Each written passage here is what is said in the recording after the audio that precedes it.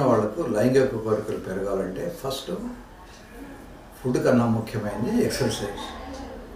Second thing is diabetes స్పెషలిస్టులు వాళ్ళు కొన్ని ఫుడ్స్ అవాయిడ్ చేయమని చెప్తారు. For example direct sweets, sugar, బెల్లం, తర్వాత తీయగా ఉండే పళ్ళు, ఇవన్నీ వద్దని చెప్తారు. కనుక షుగర్ డాక్టర్ గారు చెప్పినటువంటి మెనూ తినాలి, అలాగే ఉండాలి.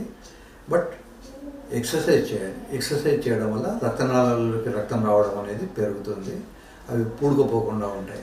కనుక తిండి మీద కాన్సన్ట్రేషన్ కన్నా కూడా శ్రమ మీద కాన్సన్ట్రేషన్, ఎక్సర్సైజ్ మీద కాన్సన్ట్రేషన్ ఎక్కువ పెట్టాలి. ముఖ్యంగా దానిమ్మ పళ్ళు చాలా మంచివి. దానిమ్మ పళ్ళ వల్ల టెస్టోస్టెరాన్ అనే హార్మోన్కు కావాల్సినటువంటి కెమికల్స్ బాడీలో ప్రొడ్యూస్ అవుతాయి. సో దానిమ్మ పళ్ళు తినచ్చు. మిగతాయి కూడా చాలా వరకు పళ్ళల్లో ఫ్రక్టోజ్ అనేటువంటి ఒక షుగర్ ఉంటుంది. కనుక పళ్ళు కాకుండా కాయలుగా తినాలి. ఫర్ ఎగ్జాంపుల్ పపాయ ఉన్నదనుకోండి, పపాయ పండు కాకుండా పపాయ కాయ తినాలి. జామ పండు కాకుండా జామ కాయ తినాలి. ఇలా కాయలు తినడం వల్ల వాళ్ళు they can improve their stamina, they can reduce. ముఖ్యంగా నేను ఇందాక చెప్పినట్టు స్టామినా కోసమని any aerobic exercise, running, jumping, swimming ఏదో ఒకటి చేయడం నేర్చుకోవాలి. మొదటి రోజే 20 నిమిషాలు చేయొద్దు. మొదటి రోజు 60 నిమిషమో 1 నిమిషమో వాళ్ళ శక్తి ఉన్నంతసేపు చేసి తర్వాత గ్రాడ్యువల్గా 1 or 2 months లోపల they should reach the goal. 20 minutes non stop running, 20 minutes non stop swimming, ఇట్లాంటి ఒక గోల్ పెట్టుకొని ఆ గోల్కు రీచ్ అవ్వాలి. సో డయాబెటీస్ ఉన్న వాళ్ళకు ముఖ్యంగా రోజు కాళ్ళు కడుక్కోవాలి, పడుకునే ముందు చూసుకోవాలి కాళ్ళకి ఏమైనా ఇంజరీస్ అయినవి అని.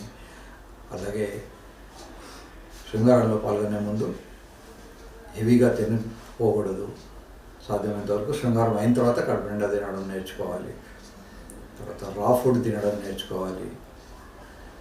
వండిన దానికన్నా కూడా రా foods, excessive vegetarian food, especially potatoes లాంటివి అవాయిడ్ చేయాలి.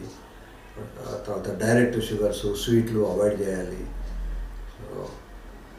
షుగర్ అనేది నౌడేస్ ఒక కామన్ డిసీజ్.